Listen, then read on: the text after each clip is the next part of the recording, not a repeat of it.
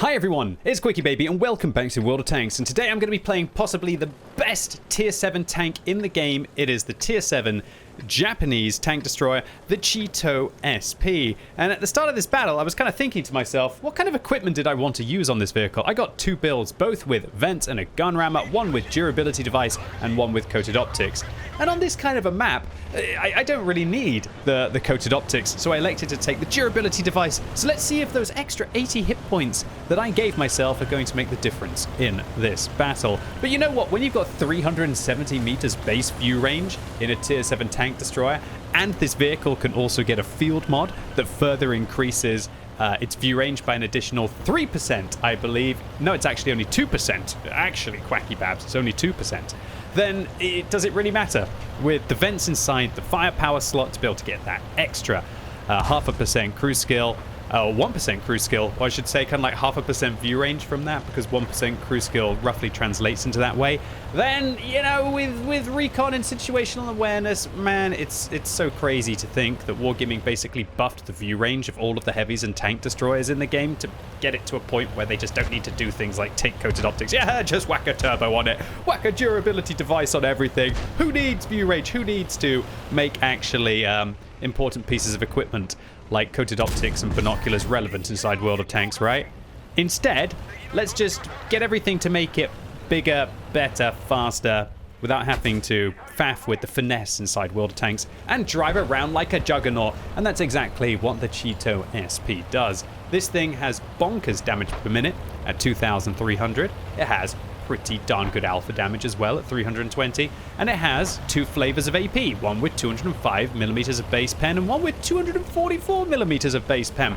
And remember, 244mm is not bad for a tier 7 tank. That's kind of like the standard ammunition on a tier 9, or at least a standard ammunition on a tier 8 tank destroyer. And so when you get into a matchup like this, when you're playing against tier 5s, oh mama. When you combine that with the 250mm of frontal armor that this thing has, so they're pretty much having to either go for your lower plate if you don't hide it, or the weak point on top. But yeah, when this thing is literally chonking half the hit points off tanks that are just about one tier lower than it, or like three-shotting tanks that are of kind of like an equal tier, then do you really have time to be able to aim at those weak points?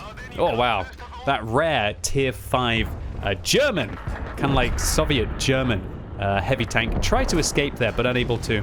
I went for a greedy shot there on the Steyr Waffenträger, but realistically I should have gone for the Hummel there, and I think I kind of regret my decision, so I started to try and whiff a few shells to hopefully be able to find if I can manage to catch the artillery. Because you know what? Artillery sucks. It really sucks when you're playing in a tank like this. The Steyr falls, but gets a good kill on the VK3002D. I thought they were going to fall back at the time, and unfortunately for me they don't. And it's just frustrating. Nobody wants to come and fight me. Why won't they fight me? That's what I kind of think when I'm driving around in an overpowered tank destroyer, you know? I went up to the heavy tank location. No bloomin' heavy tanks there worth mentioning, although we did catch that T-67. Now we're just trundling through the middle, trying to use the pretty darn good speed that this tank has. 15 power to weight, 40 kilometers an hour top speed. It's not slow, it's just this juggernaut that gets around to just try and keep pushing our opponents away. And they're not stupid. They are falling back. They don't want to get hoovered up by the Cheeto SP one by one. But one thing I noticed at this point of the game is that my opponents are making their way along the west and up towards the north. So just how darn well is the Cheeto SP doing statistically, at least on the European server in the last 30 days?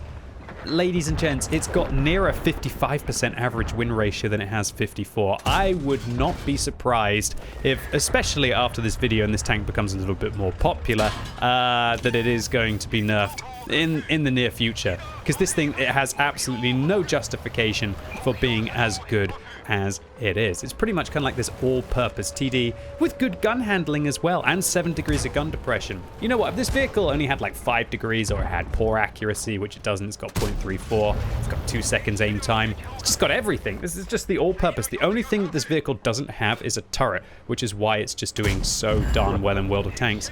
It's like a Jagdpanther that is just better, really. It's as if they made a Jagdpanther in 2024, or when this vehicle was released, which I believe was in 2023, and just decided that they wanted to make the Jagdpanther great again. The Jagdpanther's a fantastic tank. It's really fun. It's iconic. I think it's a good tank inside World of Tanks. And oh dear, now we find ourselves in a 2 versus... I've got that many fingers. A 2 versus 8, ladies and gentlemen. I'm playing with Onkali in their Skoda T25, of which you should be playing as well, because you're going to need 50,000 experience in that vehicle if you want to get the new Czech light tanks in a couple of days from now on the European server, I believe tomorrow on the NA server. And oh dear, M10 RBFM gets me in the backside. Artillery manages to annoy me as well. And right now it's like, where do I go? I'm literally completely surrounded, and uh-oh. I don't have a turret, but luckily what I can do is use myself as a blockade. Whoops, that T-52 did not expect that. And oh dear, now we're down to 164 hit points. But right now it's just about trying to keep my frontal armor towards my opponents. The Steyr bounces. And again, I'm going to stop these turreted tanks from getting behind me. And that was a beautiful dance. A beautiful dance. Now secures our top gun. And oh man, just try and get away from the artillery as quickly as we can. Trying to use these rocks on our side to be able to avoid. And it looks like, well, I picked up a couple of kills. Also, the Skoda T25 on my team gets a couple as well. And oh dear, the T67 sneaks up behind me. Doesn't quite roll high enough to be able to remove all of my hit points, and it looks like that durability device is actually paying off very much now. Those 80 extra hit points were enough to be able to give us the extra 20. We ought to aim at the T67, try and wiggle our lower plate, trying to wiggle our weak point, trying to make ourselves an awkward angle there, and the 2 versus 8 becomes a 2 versus 4. Although right now, a slight breeze could destroy my tanks. Let's hope no more of the artillery shells are going to be coming my way. So right now I realize, my goodness gracious, is there actually a chance that we can be able to take this? So I start to communicate with Onkali. I say, wait me, the Skoda T25. Onkali says, I will spot. Beautiful stuff here. This KV2 just caught all the way out. 3 rounds there from Onkali and their autoloader allows me to have the easiest Radley Walters medal of my life. And I'm now pinging and immediately communicating where the M10 RBFM last was shooting me. So I'm just telling Onkali where they are and saying, maybe we go kill the self-propelled gun. Or if Onkali feels like they can go after the M10 RBFM, you know, all the power to them, but they were on full health the last time that they were spotted.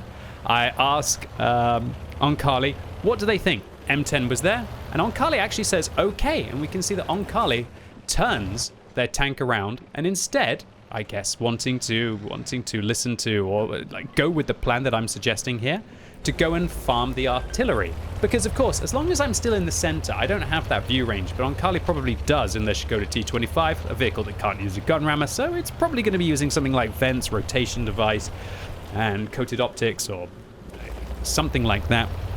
And I let him know that if they start coming back, come back, and I spell instantly, literally the worst anyone's ever spelled instantly in their life. I have to correct myself. Yeah, instantly. And Onkali says, okay. So firstly, Onkali, absolute pleasure to play with you here.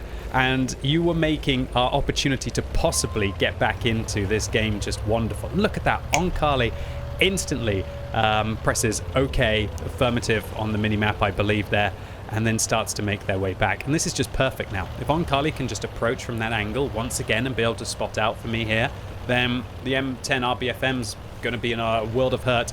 And there's a lovely little bush that we can use here as well to protect the cap circle. But I don't want to do something stupid and find that the bush isn't quite big enough. So I'm going to wait for Onkali to be able to crest the ridge and just wait. And come on, I'm hungry for it. I want to see if we can find the M10 RBFM. So I pre-aim, considering they haven't been able to get a spot yet. Finally make it into the bush, and I'm worried that they could be behind that building, but they could be anywhere right now, and this is where the coated optics would have been better than the durability device, but I'd be dead if I wasn't. Look, he was right there, 381 meters away from me, and I couldn't be able to see them. But luckily, we do get that vision from Onkali, and not like this. Oh, ladies and gents, with 9 kills in this game, I literally killed just under 2/3 of the enemy team. I get picked. Yes, yes, yes, it happens. But we still have our hero in the battle, Onkali. So immediately, you know, well, I was a bit like, oh, for goodness sake. But no frustration, no rage. We don't have time for that. It's all about trying to communicate the best information that I can. And that is, both self-propelled guns still here. Ping both of the locations. Both still there. I repeat myself, obviously a little bit insistent here, and I say, good luck, mate. And Onkali says, unlucky. And then I also want to communicate to Onkali to let them know that the Hummel was on like 100 hit points and the AMX was full. And wow, look at that. Onkali manages to catch out the Hummel. Should be an easy shot here. Ooh, one whiff. Come on, Onkali, you've got this. Nice second shot. You can go for the third as well. Managing maybe to hit the AMX. Misses that shot. Unpainted Skoda. Not what I want to see. And I was a little bit nervous right now. Although Onkali on 400 hit points should be able to take a hit. And now that he's managed to get rid of one of the self-propelled guns, I really like his strategy here. He realizes the AMX is a fast tank, and he might play like a goose chase, right, with the AMX. And so you don't usually see players making such calm, cool, collected plays here. I would have loved to have just pinged the map and said cap, but I didn't. Onkali did it, as if he's got some kind of like a hive mind, or he's just a good player, or they're just a good player. And that's exactly what you should do. If you see the artillery bombing it away from you, and it's a fast artillery, don't go and chase it with only 4 minutes left. Force that artillery to come back. And look, Onkali gets the reward here, and that is 2 shots into the AMX. And oh, thank goodness their sixth sense doesn't go off. Onkali goes forwards, I guess, to reload, or are they not reloading? Are they going to just go in for the shot here? What's their plan? Are they still going to wait? If they reload a full mag, they should be able to shoot the building down to be able to get the artillery. That would be a bold play. Or is he going to wait? Oh, is this going to be the mother of all heartbreaks if the AMX comes around the corner?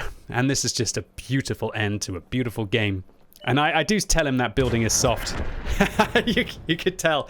Nice! From Uncle Scrubs. I was about to say, I was sitting there thinking like, can't say, but I do tell him in the end that building is soft. So he could have fired the first shot, even the second shot, and confirmed the frag with the third. Oh my word. What a great game of World of Tanks. At least for us and this overpowered vehicle, right? The Cheeto SP. But we wouldn't have even got close in this game if it wasn't for Onkali. They're fantastic plays. They're just all-round wonderful vision that they provided, and they allowed the blind, well, relatively blind Cheeto SP to just dominate from the center. So Onkali, it was a pleasure to play with you. Absolute fantastic round of World of Tanks from you, sir. And this was just a great 2 versus 8 takedown. And honestly, ladies and gents, boys and girls, I think pretty much every other tank at tier 7 would have lost this battle. And that is why the Cheeto SP has by far the best win ratio of any of the tier 7 tank destroyers. And if we take a look at all of the tier 7 tanks, including mediums, heavies, light tanks, etc., etc., it has a standout win ratio, over 1% win ratio difference higher, and over nearly 2% win ratio, raw win ratio difference over even overpowered tanks like the E25. So, Cheeto SP, if you want to have something overpowered and just go and like bomb it around and dominate without it necessarily being pure seal clubbing, because tier 7's still fairly high inside the game, then look no further. And I'm almost certain that this one will be getting some statistical adjustments. Although, is it on Wargaming's priority list? Probably not for now, but as this tank gets more and more popular, maybe possibly soon. And do you know what the most telling thing is about this replay? It wasn't an ace tanker. That's right, ladies and gents, you can pretty much kill 2/3 of the enemy team single-handed, although with the support of Onkali very much so at the end of this game, and get nearly 1,400 base experience in a tech tree tank, and it is not enough to be able to get an ace tanker. However, this was a Radley Walters medal for our 9 kills, a high caliber for that 3,500 damage, and luckily just the sheer weight of this vehicle allowed me to survive the ramming from the T-52, and that armor, at least it allowed me to facehug the Krupp-Stehr Waffenträger, and while I did fire a few gold rounds in this game, I still make a profit in a tech tree tank, so all round, just a power game. Anyway, ladies and gents, boys and girls, that was the only tank that probably could have won this battle. Really hope you enjoyed this 2 versus 8 with me and Onkali. If you did, make sure you give this video a thumbs up. If you hated it, give it a thumbs down. And if you're watching this video as it goes live on Monday, I am back streaming after taking pretty much a week off. So let's go and see whether I can still play World of Tanks. And Wargaming is doing something really cool with Twitch, and that is, apart from the standard awesome drops that you can be able to get. You can get a style just from watching the stream today. There's also a special event going on where if you're someone who wants to gift a couple of subs on Twitch, you can get yourself a set of five times experience missions, and you can get a special royal purple style that there's no other way, I believe, to have been able to get it inside World of Tanks. So massive thank you to everyone who supports me both on YouTube and on Twitch, and a big thanks to Wargaming for allowing my supporters to get something cool and fun at the same time. So really looking forward to seeing you all live right now, even if you just want the free loot or if you want to come and gift 2 subs, I'd very much appreciate it. And as always, thank you so much for watching. You've been epic, and hopefully I'll see you soon.